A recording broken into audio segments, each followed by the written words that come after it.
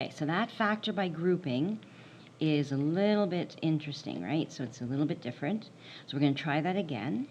Here, these words that I put here said, try again by rearranging the original terms and grouping. So if it doesn't work 2 by 2 in the original form that we give it to you, sometimes it's mixed up and you have to rearrange it. So then you can switch the order of it and it will work 2 by 2. So I'll try that in another one. But here, let's try this one. So I'll show this actually here, right here. So you go 4 terms. Is there anything common? Nothing common between the 4. So then you cover up the first 2 and go, is there anything common in the first 2? And you go, no, x, y, and 12. So then it doesn't matter if there's something common in the next 2 because I couldn't get anything common in the first 2. So we're going to rearrange it, and then I'm going to do this. I'm going to say, well, what about if I do, instead of 1 and 2 and 3, 4 together, what if I did these 2 together and then these 2? So I'm going to rewrite it. Some people don't need to rewrite it. I'm going to rewrite it so you can see a little bit easier. So I did xy and the 4x, and then I wrote the 12 and the 3y separate. So you can see I wrote first and the third here, first one here, third one here, and then I wrote the 12 and the 3y there. So I just rearranged it, because if the first 2 don't work with the second 2, then I'm going to go first and third. So basically I'm just rearranging the groups. So then I'm going to try again, and I'm going to go 2 by 2 to C, and then we're going to say, okay, between the first 2, what's common? There's an x in both of them. So now I can say, okay, so I know that there is an x that's common here, so cover that up, don't look at that. There's an x that's common, and I have left a y and a 4, so y plus 4. Then I take this sign, right, so this sign here goes in the middle, so plus, and then I look at the last 2, 12 plus 3y, 12 plus 3y, and I say, okay, what's common between those 2? And I got a 3 between that, and I get a 4 plus y. And I go y plus 4 and 4 plus y. Are those the same? Y plus 4 and 4 plus y.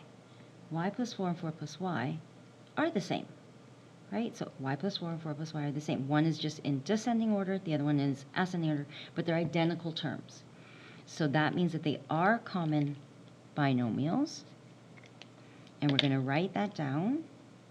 And it doesn't matter which one you choose. I like the y plus 4 order, but they're the same one. Y plus 4 and 4 plus y are actually identical.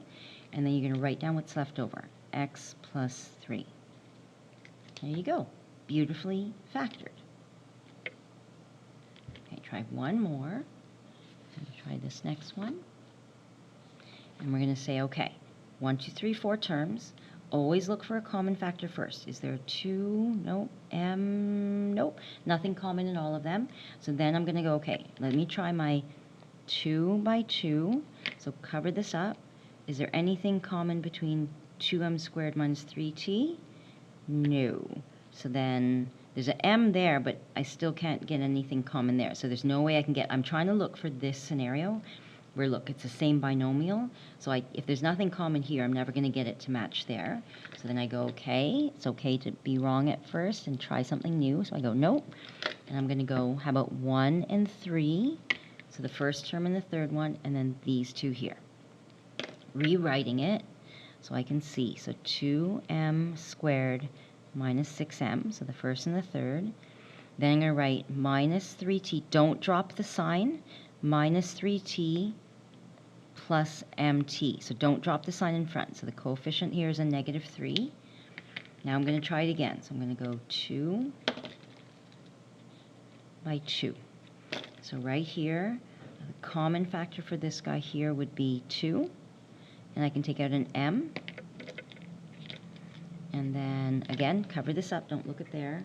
So 2m, so I'm going to be left with 1m and minus 3. Okay, now here, this is important. I need you to grab the sign from in between and put it there. Okay, so that's what I was saying over here. Grab the sign, put it in between. There's a minus. So then I'm going to have to do, if I grab that sign and I look for what's common. So now I'm looking at these 2. 3t and an mt. So there's a t that's common, t for both of them. Write down what's left over. So if I took out a negative, that would be a positive 3 then. Right? So I take out the negative, positive 3. If I take out a negative from this and a t, that'd be negative m. So this one is trickier. Are these two the same? M minus 3 and 3 minus m. They're not the same.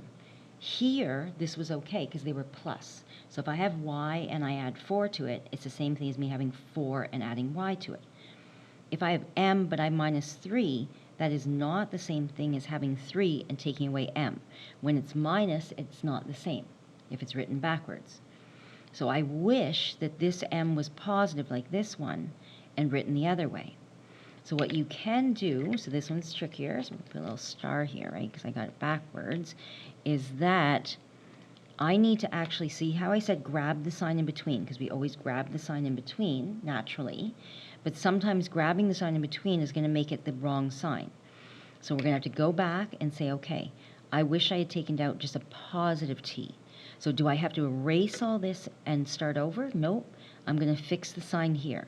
So I'm going to take that, and I'm going to say, okay, I'm going to grab that one, and I'm going to say, make it a plus now.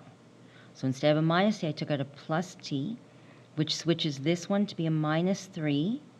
So positive out of there makes it minus 3. If I take a positive from here, it would have left it positive.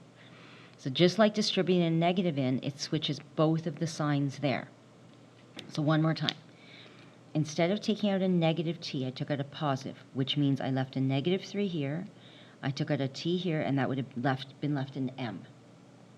Right? Other people think of it as multiplying by another negative, because then I go negative, negative, and it flips both. So now my question to you is m minus 3 and negative 3 plus m the same?